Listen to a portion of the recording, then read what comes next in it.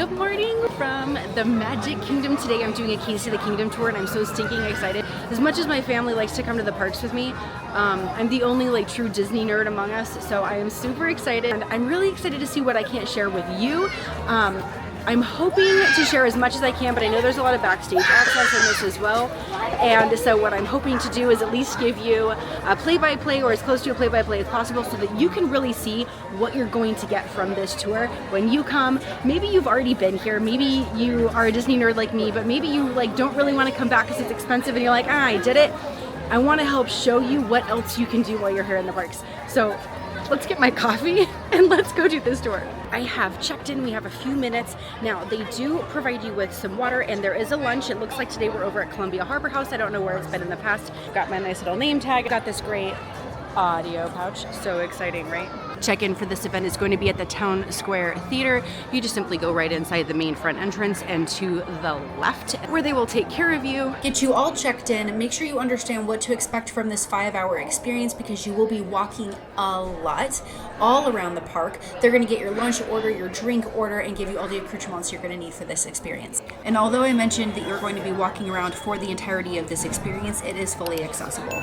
If you're not a Disney nerd like me, then you may or may not be aware of the fact that many of the buildings in Walt Disney World are not built to scale and utilize forced perspective. The Town Square Theater is the only building built to scale because it is there to hide Disney's contemporary resort from our viewpoint, thus breaking the immersion. So it keeps us in that atmosphere. A more commonly known fact is that on Main Street, when you're standing at the train station, you're actually standing lower than if you were standing in front of the castle.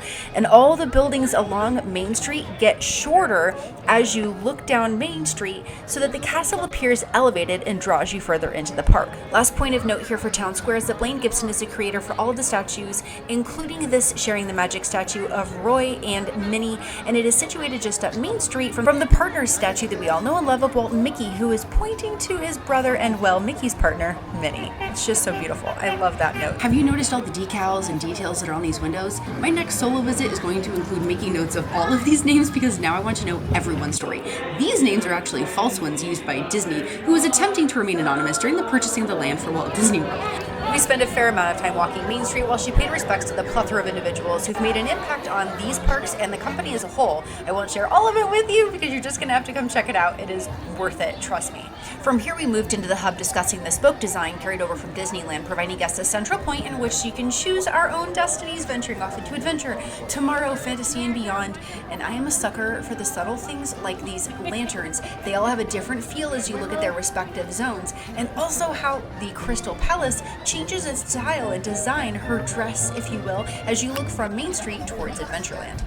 So far it's been an absolute blast and it's just been amazing to learn about more of the window dressings and signs that are along Main Street. That's been just awesome. The different subtle little nods everywhere that just pay respect to the people that were involved in this creation. She was talking about the lanterns and the subtle changes to help us all feel immersed, but it's also really amazing just to see the appreciation for the people involved and see that recognition. You may not know about the different window signs, but there are a lot of people who are big time Disney lovers that know about these, but it's great because there are still some new things that I'm learning even though I've been hearing about stuff, so this is absolutely amazing. Next we took a unique cruise through the jungle in which there was minimal dad jokes and it felt oddly quiet not having such a lively skipper. We got the introductory bit and then basically right after we left the docks, quiet skipper. It was really odd. But this cruise was filled with storyline and a lot of interesting details about the actual attraction itself. Yes, this attraction has its own storyline, but these interesting details that we learned were a lot about the animatronics and the materials used on these animatronics. And no, they are not auto animatronics because those actually utilize hydraulic fluid, which we know is toxic, and should something break, it would not only leak into the Jungle Cruise, but it would actually go all throughout Magic Kingdom and into the Seven Seas Lagoon. The water of the Jungle Cruise actually has a special dye in it that keeps the immersion and it hides the base of these animatronics. But my favorite thing that I learned on the cruise is that this wonderful eighth wonder of the world is actually stirring up the dye. It keeps it fluid in the water. And I just love that because all I could think was, it's churning the chocolate. Like, we have a Willy Wonka waterfall in Walt Disney World. That is freaking epic. And now, friends, we are done with the Jungle Cruise, but I sincerely hope that you check out this event because seriously, there were so many details I didn't share with you. And a really quick one about Tiana's is that all the foliage is actually native to Louisiana. Now we're actually going to go down this road where all the parades start and go off show. And oh my gosh, I got to see her cave, if you will, where she is when she's not prancing through Magic Kingdom and up Main Street. And it was so freaking cool. It was amazing. Oh my goodness. We got to see the infamous trash system. We learned all about the various buses that transport staff, the different rules about staff, the buses that help our royalty go from place to place, if you will. And it was just, you guys, it was absolutely, I can't say how incredible it was. I'm going to be extremely redundant when I say it was really incredible to see these different things and be off show like that and live behind the magic. I love learning about these things. I love learning about the in-depth details that the cast members and that the company go to help us feel the magic when we are in these parks. And even when we were simply walking through the various zones going towards our next destination, she was still flooding us with history lessons and information and details. It's priceless, you guys. I mean, I know there's a price for this experience, but it feels priceless for someone like myself who is a hardcore Disney nerd. After about 4 hours or so of walking around and going off show and being on show and having all kinds of fun and interesting facts, we ended up here at Columbia Harbor House for some food. We did set this up at the beginning when we checked in for our lunches. We came in, we got to sit upstairs in a section that was all closed off and all of our food was already sitting there with drinks and everything. All of these tour guides, they all have to tell you certain information that is the same, but there are a lot of key differences between them because some of them will want to share a little bit more about this or a little bit more about that. So what's really cool is this is a repeat experience that you could enjoy. So I would do this like every day for the next week or two just to see how many people and how much more I could learn. This is so great. Now we are off for a little bit more fun before our tour ends. I think we have about an hour and a half to 2 hours and it's going by so quickly. You guys, I can't even. We took a quick spin through Liberty Square where she showed us the 2 lanterns representing the 1 if by land, 2 if by sea, and a couple of other colonial things where they would utilize a musket to signify the general husband was home, and that if a doll such as this was placed in a window, it represented a sick child. And now it's time for a spooky ride through the Haunted Mansion, one of my all-time favorite attractions ever in existence. What's great about both this and the Jungle Cruise is we didn't have to go through the lightning lane, nothing like that. It was a front-of-the-line access experience where you're usually put directly on an attraction from the exit itself. We hung out in the graveyard for a little bit while she gave us a fun history lesson and shared some Easter eggs before entering the stretching room and boarding the attraction itself. As they appeared in their corruptible, mortal state. Kindly step all the way in, please, and make room for everyone. Going down this line, there's a Medusa picture coming up, and that's where your picture is taken. And I had this really great shirt on from a small shop that I love, and so I was trying to show it off. And, well, my idea came too late because this is how it came out.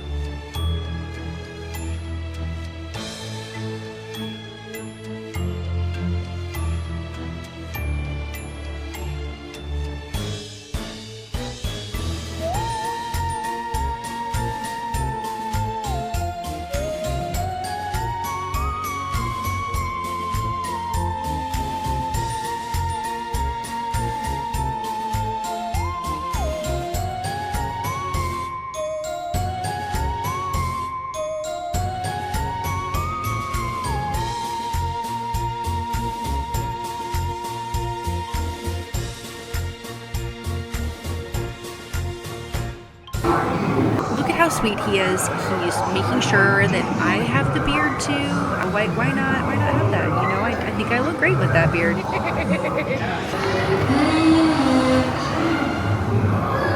Be sure to bring your dead certificate. I mean, what trip to Walt Disney World is not complete without a visit to the Tangled bathrooms?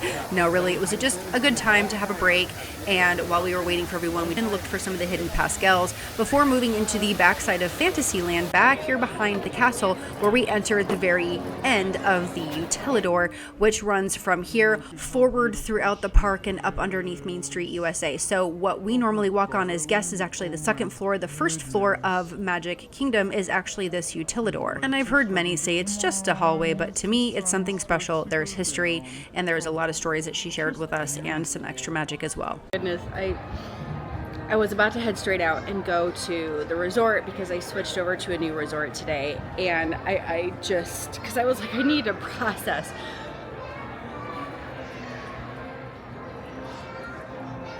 I started crying, like not full on like bawling, but like the water is just like the tears are just like streaming down my face when we're down in the Utilidoor, and she's talking and telling this story about Roy's insistence that it's called Walt Disney World, you know, after his brother passed away, and how he was like so insistent about this, and like that's already enough to kind of get me going. But then she was saying that at the dedication, and I didn't remember this. I don't know how I don't now. I mean, like after she described it, I was like, oh yeah, but she talked about how Roy had initially gone out to give the dedication and then walked back, told his assistant something, and then 2 minutes later walked out with Mickey because he needed Mickey because Mickey is Walt and it's Mickey, right?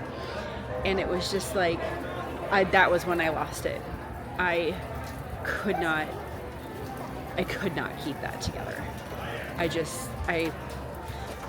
And it made me think about, do you know the reel that came out that was Mickey seeing the gentleman, I forget his handle and his name now, but he bound as Walt. When Mickey saw him in the when Mickey saw him bounding as Walt in the park, and that friend, it was the perfect reaction for Mickey. And it was like heartbreaking to see, because any of us who's lost somebody and imagines like being able to see someone they've lost again, it was like, it was embodied. Mickey embodied it. It was just insane.